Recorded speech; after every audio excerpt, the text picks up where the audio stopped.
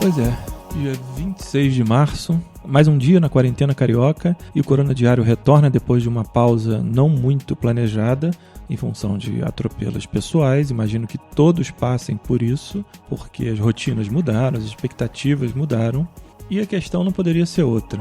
Poucas autoridades estaduais e municipais devem abandonar o conceito de terra arrasada, a proibição de transportes, o fechamento de comércio e o confinamento em massa. O que se passa no mundo tem mostrado que o grupo de risco é o das pessoas acima dos 60 anos. Então, por que fechar escolas? No meu caso particular, pelo meu histórico de atleta, caso fosse contaminado pelo vírus, não precisaria me preocupar.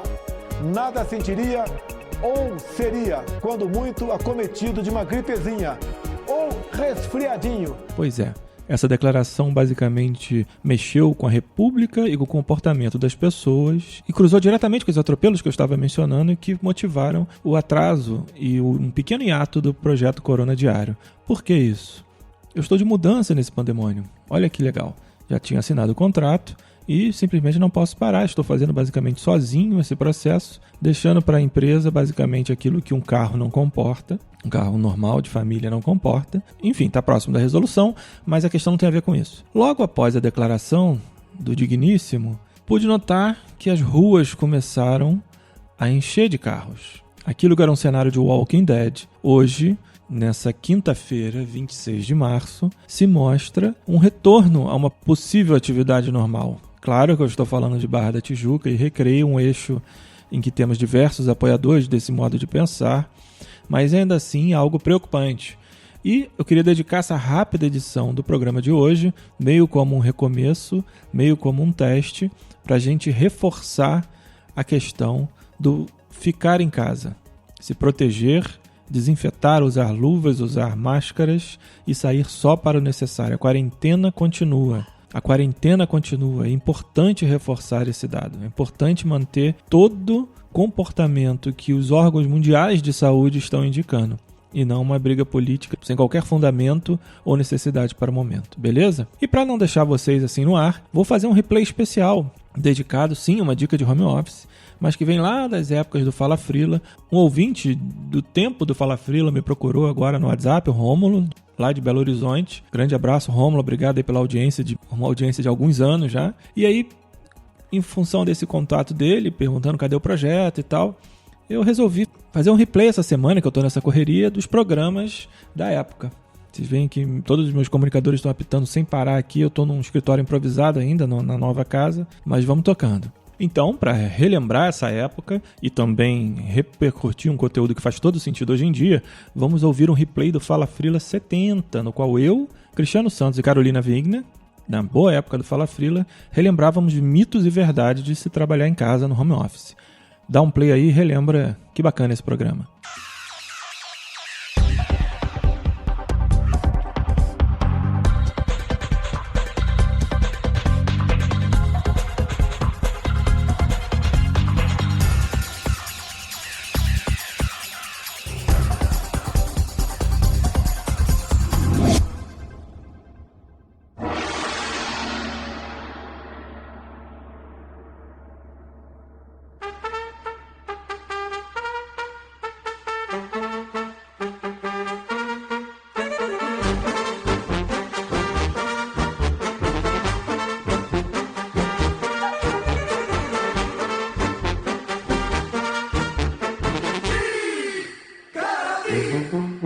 Fala Frila, vai começar a meia hora mais valiosa do seu dia, o podcast do carreirasolo.org. Hoje falando sobre um tema bem interessante, os mitos do home office.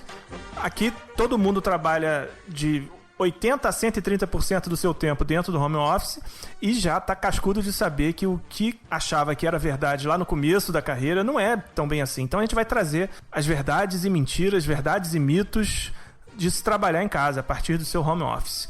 Antes de mais nada, lembrando que a gente está em várias redes sociais. Carol, Facebook, como é que o ouvinte encontra a gente? facebook.com/falafrila. E no Twitter, Cristiano Santos. twitter.com/falafrila. É isso aí, por lá a gente responde perguntas, está sempre postando novidades, dicas, e lembrando que todas as dúvidas que forem enviadas para o e-mail carreirasolo.org@gmail.com viram posts. Essa temporada não está respondendo mensagens de voz e tal, e comentários aqui para o programa ser ainda mais ágil, mas qualquer dúvida vai estar respondida lá no carreirasolo.org. Ou por e-mail, né? Porque às vezes pode ser uma dúvida que já tenha sido respondida, a gente só manda o link para a pessoa ler a resposta que já foi, enfim, se surgirem outras dúvidas, é claro, a gente está por aqui. Mas, enfim, não necessariamente vira um post inteiro. Às vezes até uma questão mais pessoal, a pessoa pede para não revelar o caso, né, e tal, então a gente responde por e-mail. Não que a gente receba e-mails muito cabeludos, mas às vezes envolve marcas e tal, e direito autoral, enfim, a gente responde de forma privada. Então vamos lá, desmistificando a facilidade do home office. Perguntando para vocês dois e vocês para mim, nós três, é fácil trabalhar em home office? Não.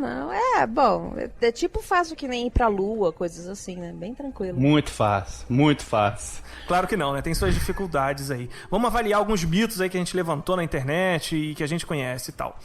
Falar um pouco, primeiramente, aí de produtividade, que é a terra aí do Cristiano. As horas são mais tranquilas e passam bem devagar no home office, é verdade isso? Mentira, completamente mentira. Conta aí, como é que é a loucura de um home office na vida do Cristiano Santos? Princípio de tudo, acordar bem cedo, como se você fosse trabalhar num escritório remoto, como normalmente, com a vantagem de não ter o trânsito para poder chegar no trabalho. Você já acorda, toma o seu banho, seu café e já está trabalhando. Então, você ganha esse tempo. Mas se você entrar numa de não vou precisar acordar cedo para poder trabalhar, você já perdeu tempo e já perdeu produtividade com certeza. Eu não tenho muito problema de acordar cedo, não, até porque eu faço faculdade de manhã, né? Então, às 5h30 da manhã eu estou de pé, para dar tempo de preparar filho, deixar filho em escola e chegar em tempo na minha aula. Mas sem dúvida nenhuma, essa coisa que o Cristiano falou é muito, muito importante. Você encarar o seu home office da mesma maneira como você encararia um trabalho numa multinacional. Assim, sabe? Se prepara para trabalhar. Você está trabalhando. Ponto final. Por acaso você tem a vantagem de não pegar trânsito. Acabou. E tem um outro detalhe que é o seguinte. A gente sempre quando aborda essa questão de como trabalhar, se as horas rendem ou não, a gente tem a tendência a focar no momento inicial, quando você largou uma estrutura tradicional e está trabalhando no home office. Então as horas parece que rendem um pouquinho mais. Só que, à medida que você começa a ter as facilidades de trabalhar sem precisar tanto do deslocamento assim, você começa a se exigir mais e os clientes começam a exigir mais. Então as horas deixam de ser tão tranquilas e passam muito rápido. Isso é importante, assim, o tempo no home office ele passa muito rápido, para quem obviamente está trabalhando em vários projetos, né? Ele passa muito rápido porque você é exigido e se exige muito mais quando você está dentro de um ritmo de produtividade. Pelo menos é o que me parece, não sei o que vocês acham, assim. Cara, o cara que está começando no home office, ele pode não ver esse prisma. Ele pode achar que pelo simples fato de não ter um chefe, dele não ter essa pressão, não se exigir tanto. E aí é que eu acho que é um grande erro de quem começa a sua carreira como freela. Se ele não se exigir, não se impor como empresa, independente se ele é uma empresa de um homem só, ele jamais vai conseguir ter a sua produtividade alcançada. É que nem aquela história que o pessoal fala de que o autor é o seu pior crítico, né? Eu acho que nós somos o nosso pior chefe também, né? Acho que eu pelo menos fico pensando assim, quando você tem uma agenda, um cronograma que é de responsabilidade compartilhada com uma empresa, com um chefe, etc., esses cronogramas tendem, inclusive, a ser mais elásticos, mais amplos, porque tem muita gente envolvida, porque tem toda uma estrutura envolvida, tem uma burocracia, tem um jurídico que vai não sei o que para o contrato, isso e aquilo.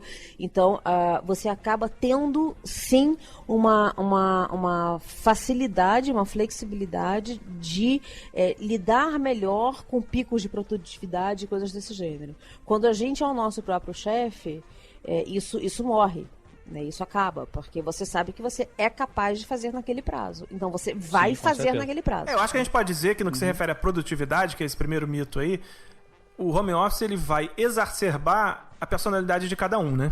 Se o cara é mega organizado, ele vai tender a se organizar mais. Se o cara tem um pezinho lá na dispersão, ele vai ser cada vez mais disperso. Eu tenho um ponto para levantar sobre isso, Mauro, porque antes de trabalhar como freelancer, eu era justamente ao contrário do que eu sou como freelancer. Quando eu era CLT, eu era mega prolixo para trabalhar, tinha que ser estimulado constantemente pelo meu chefe. Senão, não rendia de jeito nenhum. E olha, tinha vezes que mesmo pressionando, eu não dava conta. Eu me enrolava, não cumpria prazos, etc e tal. Foi só quando eu virei freelancer que eu tive que trabalhar para que essa tendência a deixar as coisas mais para depois, mais para em cima dos prazos, dos deadlines, eu tive que mexer nisso para poder trabalhar de uma forma mais linear, sem ter tanto pico, como a Carol falou. Eu acho que é meio que você se viu assumindo a missão que você queria ter, né? Ou não? Não sei. Na verdade, não foi planejado, né? Eu nunca quis ser freelance, pelo menos não naquela época em que eu me vi freelance. De repente, a empresa deixou de existir, e aí eu não planejei isso. Uhum. Eu até existia alguns freelas comigo e tal, alguns projetos, mas não existia um plano para aquele mês, para aquele momento de ser freelance. Então, simplesmente aconteceu e eu tive que amadurecer aos poucos. Você foi meio que pego de sopetão, então, pelo que eu tô entendendo. Num ano novo, simplesmente no ano novo. Que beleza, né? No ano novo, os meus 4 chefes brigaram e simplesmente no Réveillon nós deixamos de ter a empresa. Por quê? Um era judeu, outro era ocidental, outro era chinês, e aí ficaram brigando pra saber de quem era o ano novo de quem, é isso? Você tocou num ponto que é polêmico. Eles têm vamos dizer, um lado religioso um pouco mais exacerbado. E aí havia pontos conflitantes e brigaram justamente no Natal, e aí no Ano Novo não tinha mais empresa. Quando eu cheguei no dia 2 ou 3 de janeiro para trabalhar, comunicaram oficialmente que estavam se desligando e tal, e eu tive que me virar, entendeu? Não, mas que bom, né? Que bom, aí você virou o mega Cristiano Santos. É assim que acontece também. Mas não foi muito fácil aqueles primeiros meses. Não é fácil.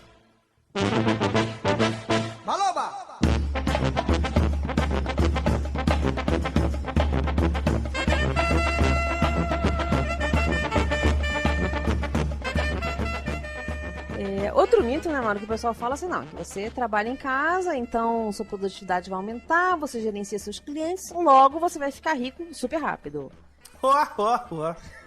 É verdade pra todo mundo aqui, né? Assim, é um milionário, né? Inclusive, esse barulho que vocês estão ouvindo ao fundo, a maré tá um pouco alta, a gente tá gravando do iate, né? Uhum. É uma cachoeira de cascata de dinheiro. E helicópteros, enfim. Claro que não, né, gente? Claro que não. Você só vai trabalhar muito mais. Agora, você tem que ter, muito pelo contrário, um comportamento financeiro muito mais responsável, porque vai ter que pagar seu plano de saúde à parte, enfim, temos aí um episódio inteiro sobre programação financeira, vocês podem dar uma ouvida, vai estar linkado aí no post, mas ninguém fica rico rapidamente trabalhando. Você melhora de vida efetivamente, você se sente melhor. Todo o progresso financeiro, ele no trabalho honesto, até onde me recordo, ele é lento, ele é paulatino e ele é incremental, ou seja, ele vai aumentando exponencialmente à medida que você vai trabalhando mais e mais. Mas não é de uma hora para outra. Não, o que eu acho que a grande vantagem, e aí sim eu vejo como uma vantagem, é que a gente tem um controle maior, né? Quer dizer, assim, você escolhe, por exemplo, se você vai querer botar alguma coisa em fundo de pensão ou não. Quando você está numa empresa, por exemplo, as coisas costumam ser, pelo menos a minha experiência em empresa... Empacotadas, né? Exatamente. Quer dizer, isso vai para a FGTS, isso vai para não sei quanto, isso vai para não sei o que lá. E quando você vê, assim, essas decisões, que são decisões a longo prazo, deixaram de ser suas. É igual aquela parte das entrelinhas do seu contrato de admissão. Ué, você não leu isso? Isso estava lá previsto e tal. Então, assim, são coisas que você, na hora de que você entra na empresa, que você toma a decisão de entrar na empresa, que você nem leva em consideração. Mas eu percebo isso muito à frente aí do Carreira Solo. A gente está lidando com gerações que já mudaram, né? Já são quase 10 anos de site no ar e tal. E dentro de casa também, eu tenho um filho que já está começando a encarar as primeiras iniciativas profissionais, estudando, enfim. Você percebe que a geração está muito focada... Isso aí vai me dar dinheiro rápido? Isso aí vai dar grana? Isso aí, quanto ganha para fazer isso? Não sei o que lá. E me parece que às vezes a alternativa de você empreender, criar um site... Enfim, no verão, ele e o amigo da mesma geração estavam conversando sobre modelos de negócio. O amigo dele é fissuradão nessa linha de business plan, criar um site, enfim... Eu tava dando umas dicas para eles, mas eles estão muito fissurados na grana que vão ter com aquilo. Ah, não, porque depois a gente vai vender e tal. Um pouco daquele clima romântico de vamos criar um produto super bacana que vai mudar o mundo. Eu vejo que essas gerações Y, Z e tal estão perdendo em detrimento de um enriquecimento rápido, que foi prometido a eles que eles iam ganhar um dinheiro rapidamente criando um jogo que iria para PSN, ou então o novo Twitter, o novo Instagram, enfim. Essa galera às vezes se perde um pouco, até por inexperiência. Mas é legal a gente avisar para quem está ouvindo até pela primeira vez o podcast e tal, é que trabalhar em casa não quer dizer ficar rico rapidamente. Quer dizer só você ter uma necessidade de responsabilidade financeira muito maior. É bem diferente. Claro que você tem chances de ganhar dinheiro de outras fontes. Você pode, se você é um redator, você pode criar um e-book, vender, mas vai dar umas graninhas bem pequenas. Se você é um designer, você pode criar uma linha de camisetas, submeter a um site desses, faturar alguma grana. Se você é fotógrafo, pode vender suas fotos, enfim. Milhares de modelos de negócio ao redor do seu trabalho. Enfim, a única certeza é que você vai ter que ser mais responsável com a sua grana. Ponto. Ela pode ser maior ou menor de acordo com a área de negócio que você escolher. Não é isso? Existem algumas que dão mais dinheiro, mas a gente sabe que talvez não sejam tão lícitas assim, né? Isso é tema para outro podcast, enfim. Okay. Podcast proibidão. Vamos fazer um proibidão. Exatamente. Por falar em proibidão, um dos mitos é de que, né, trabalhar em casa não é um trabalho de verdade. É verdade. Não é verdade. É verdade, não é verdade que é verdade, é verdade. É verdade que é um mito isso? É verdade que é um mito. É verdade que é um mito e é mentira que é verdade que não é um trabalho, porque você paga imposto. Você paga imposto, você é reconhecido na sua categoria profissional. Não é nem aquela coisa borrada, cinza, como eu sou um autônomo. Não, você é um designer, você é um fotógrafo. Aliás, é um imposto que sustenta o Brasil, né? Porque muita empresa maior do que a gente vê aí não pagam os impostos. Sim, né? Os pequenos, claro, os pequenos são a maioria e efetivamente pagam. São a classe média empresarial, né? São que pagam imposto de todo mundo. Isso, exatamente, classe média sofre. CNPJ sofre também. Enfim, é um trabalho de verdade, sim.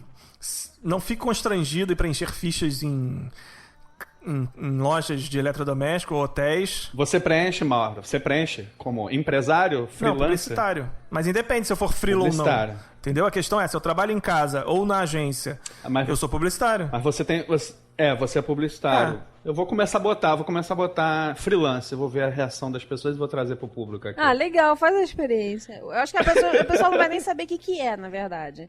Assim. Eu sei que você é livre, é isso? Não, eu vou botar freela, não vou botar freelancers, pra complicar ainda mais. Freela? O que é freela? O cara vai achar que é uma campanha, Liberte Los Angeles, né? Free LA. Eu não ia tão longe, mas tudo bem. Enfim, é um trabalho de verdade, sim, e deve ser encarado e vendido, até mesmo para os seus clientes e para quem interagir com você, como sua atividade principal. Não é um bico, não é um biscate, não é uma coisa que você faz no tempo livre. Que eu falo sempre para os meus clientes, né? Falo assim, olha, isso é uma opção, não é uma falta de opção. Assim, eu trabalho desta forma porque eu quero trabalhar dessa forma. Não é porque, então eu não posso fazer mais nada, então isso é a única coisa que me resta. Não, é o contrário. É um esforço cotidiano, para manter assim. Eu acho que vale a pena. É minha opção de vida, mas é uma opção de vida, não é falta de opção. São coisas muito diferentes. Né? Assim, mesmo que você, como foi o seu caso, Cristiano, por exemplo, mesmo que você se veja nessa situação, né, de sopetão e precise se virar e tal, não sei o que, acontece com todo mundo, enfim, né, assim, ninguém aqui está crucificando ninguém, mas você continuou nisso por opção. Claro, com certeza. Né? Quer dizer, se isso não tivesse dado certo para você, se isso não tivesse funcionado, se você não tivesse conseguido gerenciar a sua vida, né, a partir desse susto e construído uma carreira e um nome respeitado na sua área de atuação, nessa forma de trabalho, você não teria continuado, você teria procurado emprego, você teria ido por outro caminho, né? Quer dizer, o freelancer que continua freelancer, ele faz por opção. É sempre importante a gente deixar isso claro, sabe? Assim, que as pessoas acham que, não, você está fazendo um bico. Não, não é bico. Até achar coisa melhor, né? Pois é, não é bico. Assim, sabe? Eu tô nessa porque eu quero, porque eu acredito que isso está condizente com as minhas opções de vida. Né? Uma Sim, isso e não é para todo mundo. Não, assim, não. Na minha família, recentemente, teve um redesenho profissional desse. que eu, claro, né, imagina. Próximo eu falando, ó, faz assim, pô, monta um escritório em casa, você tem toda a pinta de consultor. E eu ouvi claramente, não funciona, eu preciso estar dentro de uma estrutura empresarial para trabalhar, senão não consigo funcionar. Tem gente que é assim, ponto também. Claro, claro. E tem gente que curte mais estar no timão das suas ideias e tal, e vendendo projeto, voltando, criando. Não ficar submetido a uma rotina, por exemplo. É outra característica, né? A gente que trabalha dessa forma, mais independente, gosta de estar sempre alternando. Pô, fiz esse projeto aqui legal, deixa eu criar esse outro aqui, vou criar mais um terceiro. Ah, esse aqui não vai me dar grana, mas é uma coisa que eu curto. Vou, sei lá, pintar, além de ilustrar, enfim. Tem essa característica. Tem. E eu acho que é um perfil mesmo, assim, quer dizer, e que as pessoas, às vezes, se descobrem boas nesse perfil, às vezes não. E isso não é um julgamento de valor nem para um lado nem para o outro, né? Ok você ser freelancer e ok você não ser freelancer. Quer dizer, é só uma opção de vida, mais nada. Um jeito que a gente pode quebrar esse mito é a própria postura de como o freelancer se posiciona para o mercado, para aquele cliente, para o mercado prospectando. Você tem que agir como se fosse realmente uma empresa de um homem só, ok? Mas você precisa se posicionar corretamente, cumprindo os prazos, atendendo em horário comercial adequado, dando o feedback que qualquer empresa daria, entendeu? Você faz a verdade do trabalho, né? Não é que ele é mentiroso ou não.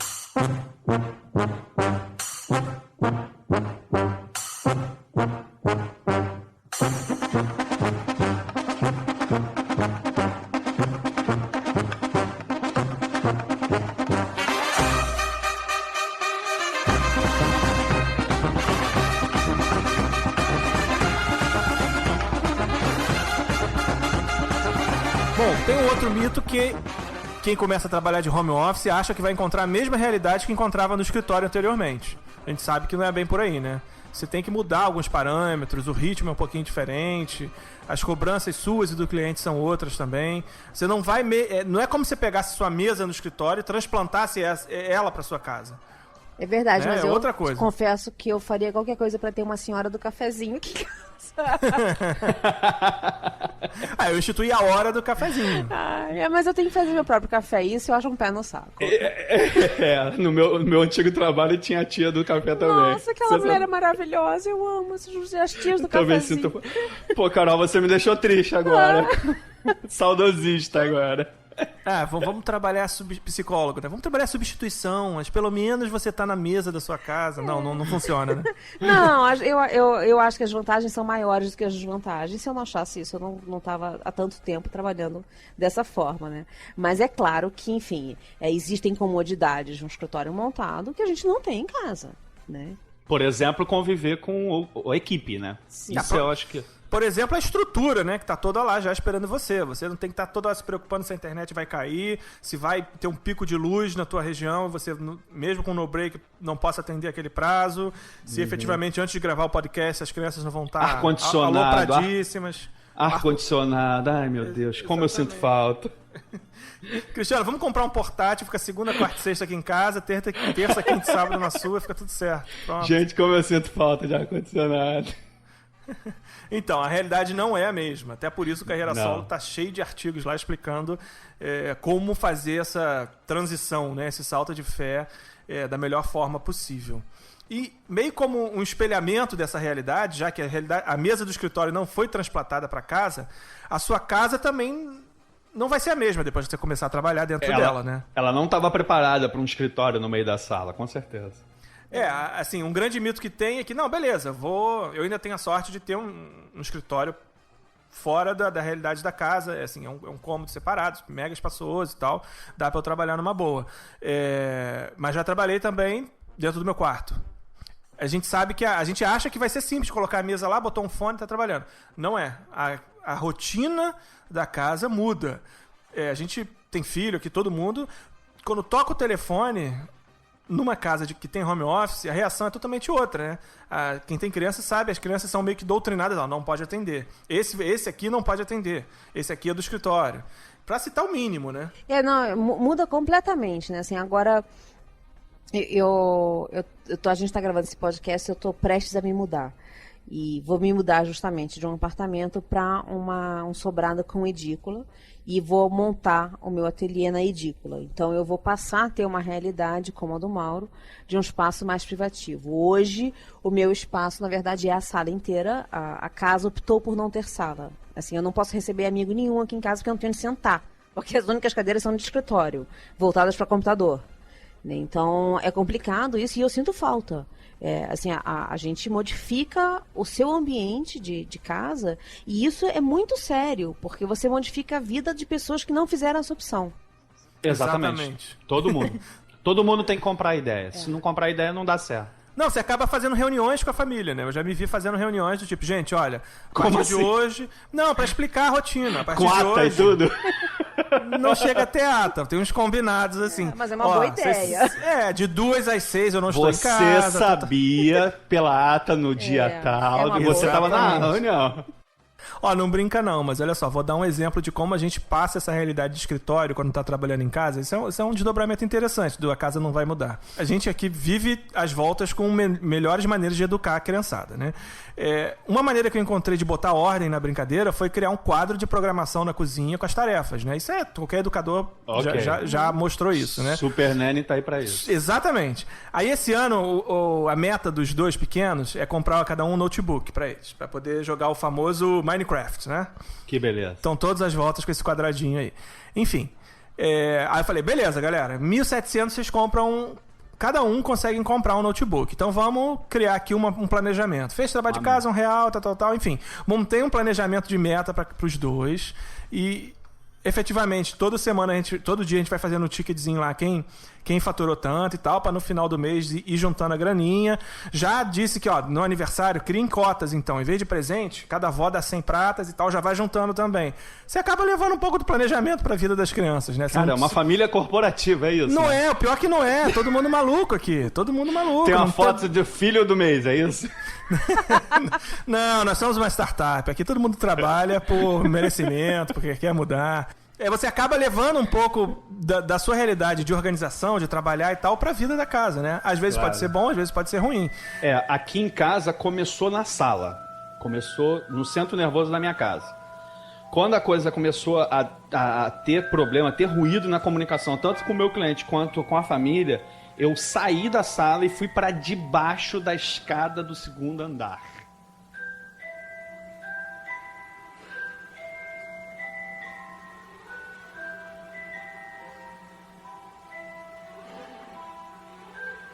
Esperando chegar a carta de Hogwarts. Fala sério. Putz, grilo. Eu fiz um bunker com meu pai. Meu pai veio Olhando aqui. pro céu pra ver se a coruja vem. Não tem céu, Mauro. É tudo fechado. Não tem janela, não tem nada. Meu pai fez. Daí vem o Bunker Web.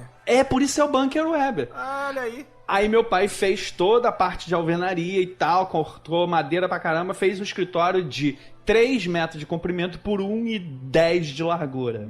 Vou te dizer que tem muita sala de escritório sendo vendida Que nessa aí- metragem. com certeza. Eu já vi escritório de 10 metros quadrados. Cara, eu tenho uma estante. Que beleza. Um armário atrás de mim, que beleza. Cheio de Olha livro. E aí, o que acontece? Isso foi fundamental pro período mais de amadurecimento, tanto para um lado familiar quanto para o lado corporativo.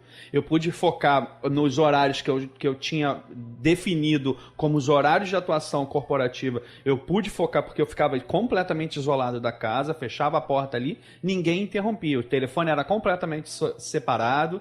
E agora, com o amadurecimento da família como um todo, todos eles já conhecem, eu voltei para a sala.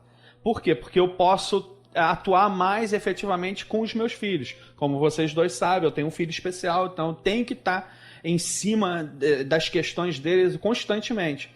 Então hoje ele mesmo tem amadurecimento para não atender o meu telefone, não me interromper quando eu estou com o telefone de headset, entende? Eles sabem isso. Isso foi uma timeline que levou um certo tempo, foi maturado. Mas eu acho que é uma postura profissional que a gente está dando para os filhos, né? Certamente de uma maneira prematura, mas que a longo prazo vai ser benéfico. Eu realmente acredito nisso. Eu acho que essas crianças vão ter um preparo para um primeiro trabalho que nenhuma outra vai ter. E posso falar um negócio que eu há uns 2 ou 3 dias atrás, conhecendo um pouco aí a questão do pai do Cristiano, que é desenhista e tal, e lembrando um pouco do que você já comentou também, Carol, nós 3 somos filhos de pessoas que trabalharam muito em casa. Ah, sim, minha mãe... Meu pai um tempo, ele não foi sempre, mas o último momento mais claro pra mim é ele trabalhando em casa só de madrugada. E meu pai era músico, né? Então vi ele fazendo muito arranjo na biblioteca dele em casa. Trazendo trabalho de aluno e tal, preparando arranjo para formatura, enfim, de banda e tal. E eu vi aquilo sendo trabalhado em casa. Então a gente meio que está repetindo, né, esses ensinamentos, esses exemplos que a gente tá esses exemplos. Aproveitando esses exemplos e, enfim, concordo com a Carol. Alguma coisa boa a gente está passando. Eu acho. Mas eu acho, assim, que apesar de ser benéfico para os filhos, né, com essa situação nova, ainda assim eles trazem uma carga da sociedade, escola, familiares, que tem o lado convencional e que quando eles fazem a comparação, eles têm uma certa dificuldade de por que eu trabalho em casa, entende? Minha filha tem 6... Você vê isso? Sua filha sente isso? Eles trazem isso pra mim. Minha filha tem 6 anos e meu filho tem 11. Uhum. Eles já comentaram isso. Pô, pai, você é um pai diferente. Olha que engraçado. Eu percebi outra coisa. Quando vou buscar as crianças na escola, com o tempo, eu comecei a focar nos pais. Primeiro, a quantidade de pai buscando filho na escola aumentou bastante. Isso, com certeza. Há uns anos atrás era só eu, hoje em dia eu já vejo bastante. E todos, às vezes, com seu iPad na mão, respondendo um e-mail. A quantidade de pai trabalhando em casa tá absurda. Tá aumentando muito, pelo menos na escola dos meus filhos. Além de mim, eu conto mais uns 4 ou 5. Isso é muito, cara. Isso é muito para um primeiro... Eu estou só focando ali no fundamental, né? Quando eu vou buscar as crianças. É só uma parte da escola, do corpo de pais. Isso é muito, cara.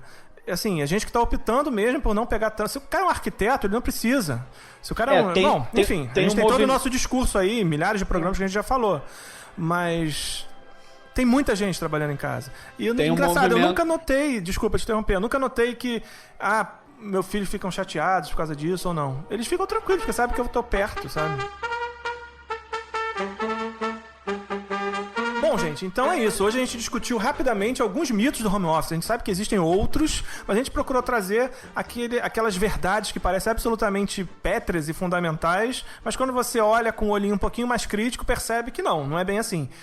Você não vai ficar rico rapidamente, a sua casa vai mudar, não é como trabalhar no escritório, mas claro, tem as suas vantagens e é para isso que a gente está aqui, para mostrar como é bacana trabalhar em casa.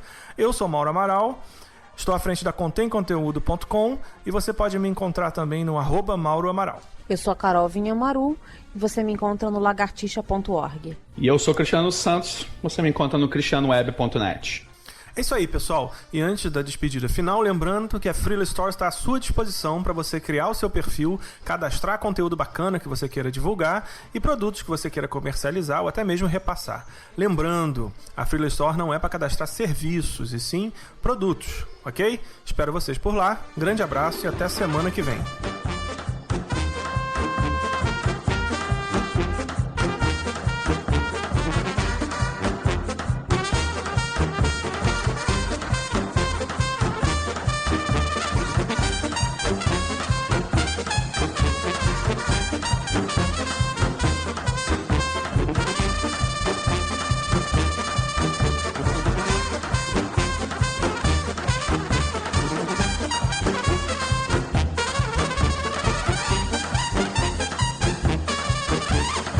Alguém me chamou no Skype, é isso, agora entendi. Beleza. Como é que se bloqueia isso, hein? Se eu botar no offline... Não, normalmente eu boto no vermelhinho e me meto gravando, sabe?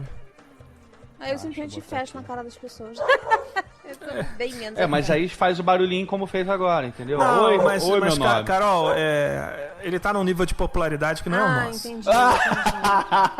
Ele é um subceleb, entendeu? Ele tá quase lá. Já apareceu na Globo, entendeu? Não é a gente. Carol, você nem sabe que eu estou participando. Olha só, não é meu único podcast. Nossa, então louvou a gente. Não, meio quilo que ele cagou agora, então...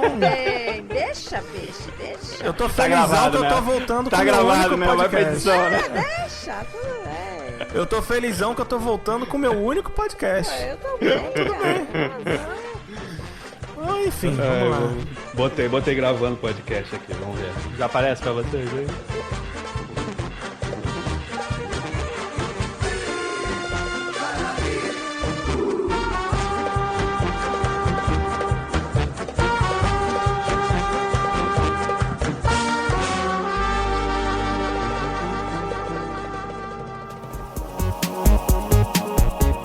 É isso. Corona Diário voltando. Vamos tentar recuperar aí o tempo perdido e principalmente fazer valer esse tempo de quarentena, que vai continuar por algumas semanas ainda. Lembrando que esse é um projeto, um spin-off do podcast mauramaral.com, um projeto que tem o site do mesmo nome e que começa e termina nesse podcast, mas não se resume a ele. Faz parte de todo um estudo que eu estou fazendo ao redor de alternativas às timelines movidas por algoritmos, um estudo que tem o podcast como o protagonista, porque eu acredito que ele tem o poder de manter essa relação pessoal, haja visto aí o Rômulo, que me ouve há anos, e que pegou o WhatsApp e resolveu falar, pô, cadê o projeto? Você começa, deixa a gente aqui na mão. E é isso, estou retomando. A audiência manda e com ela eu quero ter o contato direto. Por falar em contato direto, acesse lá nosso grupo de WhatsApp em mauramaral.com/direto e fique por dentro não só do Corona Diário, como do retorno do projeto mauramaral.com. Tinha que ter entregue, inclusive, o programa segunda-feira, mas em meio a essa correria não foi possível. Semana que vem, provavelmente, devemos voltar com a programação normal. É isso. Fiquem em casa, fiquem bem e até amanhã.